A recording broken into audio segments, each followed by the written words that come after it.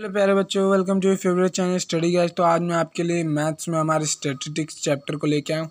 तो इसमें मैं आपको बता दूँ तो हमारा पूरे मैथ्स में सबसे इजी चैप्टर है, क्योंकि इसमें हमें ग्राफ को देखना है, उसका एनालिसिस करना है और उसी से पूरे क्वेश्चन फिल करना है। तो चलिए मैं इस चैप्टर को आपको डायरेक्ट समझा देता हूँ। डायरेक्ट हमें एक क्वेश्चन लेंगे, एक दो क्वेश्चन आपके एनसीईआरटी से, और उसी में से मैं आपको समझा दूँगा कि क्या क्या इंपॉर्टेंट टॉपिक है इस चैप्टर में पढ़ने के लिए। तो सबसे पहले हम एग्जाम्पल नंबर 2 देख लेते हैं। इसमें हमें क्या बोला है, ठीक है। Consider the mark obtain out of 100 by 30 student of a class 9 of a school is this. मतलब कि 30 स्टूडेंट्स का 100 में से इतना मार्क्स आया है, ठीक है। तो इस क्वेश्चन का हम जैसा कि देख सकते हैं, हमारा अगर क्वेश्चन में हमें दिया होता है prepare a frequency distribution chart, तो वो कुछ इस टाइप का बनता है। अगर बच्चों इसी की जगह आपको ये क्वेश्चन में दे दिया होता कि पहले हम फ्रीक्वेंसी डिस्ट्रीब्यूशन चार्ट देखते हैं। इस चार्ट का नाम क्या है हमारा? Frequency distribution chart. फ्रीक्वेंसी, तो ये हमारा फ्रीक्वेंसी डिस्ट्रीब्यूशन चार्ट। ऐसे चार्ट में हम क्या करते हैं कि 10 मार्क्स कितने बच्चों को कितने बच्चे ने स्कोर किया, तो हम ऊपर लिखते हैं मार्क्स, फिर साइड में लिखते हैं नंबर ऑफ़ स्टूडेंट, ठीक है। अगर आप ये ब्रैकेट का लिखते भी नहीं है फ्रीक्वेंसी तो कोई दिक्कत नहीं है, ज़रूरी नहीं है कि आप ऐसे फ्रीक्वेंसी लिखें, दी फ्रीक्वेंसी, ये बस एग्जांपल के तौर पे। तो उसके बाद ऊपर में लिखते हैं नंबर ऑफ़ स्टूडेंट, कितने नंबर स्टूडेंट ने ये मार्क्स स्कोर किया। और लास्ट में इंपॉर्टेंट चीज़ होता है बच्चों, टोटल लिखना। टोटल अगर कहीं आप लिखना भूल सकते हैं तो टीचर आपके चाहें तो हाफ या 1 नंबर काट सकते हैं, क्योंकि टोटल लिखना इंपॉर्टेंट होता है। तो पूरा 100 में से हम लोग यहाँ पे देख सकते हैं कि टाइप्स ऑफ मार्क्सेस हैं।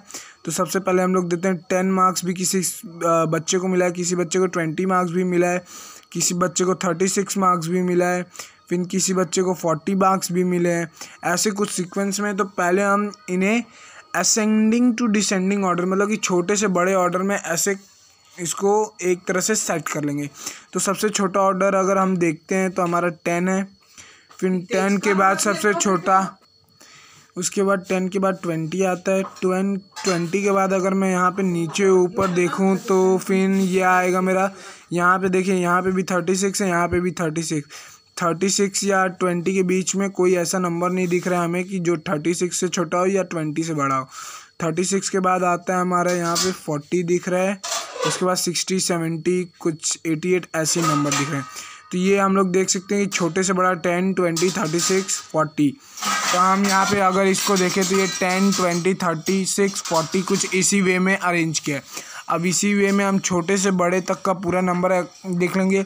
अब नंबर ऑफ़ स्टूडेंट इस साइड जिधर हम लोग ने लिखा है उसमें देखें किस बच्चे ने कितना मार्क्स स्कोर किया। तो 10 मार्क्स कितने बच्चों ने स्कोर किया।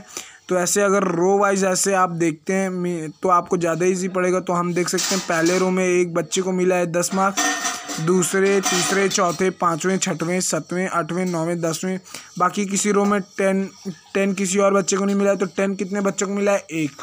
तो आप देख सकते हैं यहाँ पे 1 लिखा गया है। इसी तरह 20 को लिया गया है और ये पूरा फिर हमारा टोटल करके लास्ट में 30 स्टूडेंट्स का टोटल लिख दिया है, क्योंकि कितने बच्चों को कितना मार्क्स मिला वो सभी बच्चों को लास्ट में 30 आता है।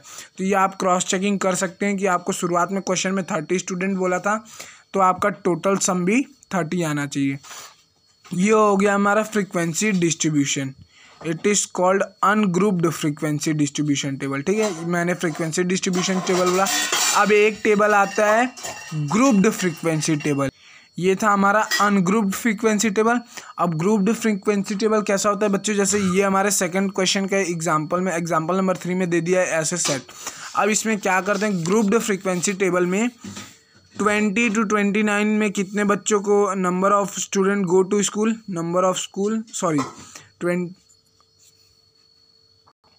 क्वेश्चन पढ़ लेते हैं हम अपना question number 3। 100 plants each were planted in 100 school. अच्छा, 100 स्कूल में 100 पेड़ लगाए गए on during Van Mahotsav. After 1 month the number of plant that survived were recorded. Means 100 schools में कुछ 100 प्लांट्स लगाए गए हैं और पर स्कूल में कितने प्लांट सर्वाइव किए गए हैं। तो उसका हमें क्या निकालना है? Grouped frequency table. अभी हम लोग ने क्या निकाला था? अनग्रुप्ड, ठीक है। अब ग्रुप्ड फ्रीक्वेंसी टेबल में ये क्या हो जाता है, 20 to 29 मीन्स 20 से 29 तक के जितने भी प्लांट्स जिस स्कूल में बचे हैं वो नंबर 3 है। जैसे हम देख सकते हैं, मैं आपको एक एग्जांपल दे देता हूँ। जैसे हम लोग ने फर्स्ट रो में चेक किया, कुछ नहीं मिला। सेकंड रो में सबसे छोटा कुछ नहीं मिला। थर्ड रो में ये देखिए हमारा 28 हो गया, एक। फिर ऐसे ही हम लोग ने चेकिंग किया। दूसरे रो में देख रहे हैं 23, 2। फिर तीसरे रो में हम देख रहे हैं कुछ नहीं है। चौथे रो में देख रहे हैं कुछ नहीं है। चौथे रो में कुछ नहीं है। ऐसे ही हम अपना मीन्स रो नंबर को आगे करते जाएंगे।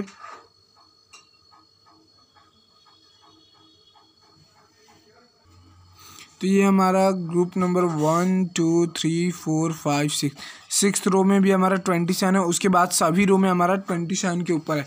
तो एक एवरेज लिमिट हम लेते हैं 20 to 29। ये हमारे 20 to 29 में 3 स्कूल्स में प्लांट्स जिंदा है, इतने इसकी रेंज में। अब उसी के आगे जस्ट ले लिया 30 to 39। 30 to 39 प्लांट्स कितने उस किसी भी स्कूल में जिंदा है, तो उस स्कूल का नंबर है 14। मीन 14 ऐसे स्कूल है जिनमें 30 to 39 प्लांट्स जिंदा है। फिर 40 to 49 प्लांट्स कितने स्कूल में जिंदा है, 12 स्कूल्स में।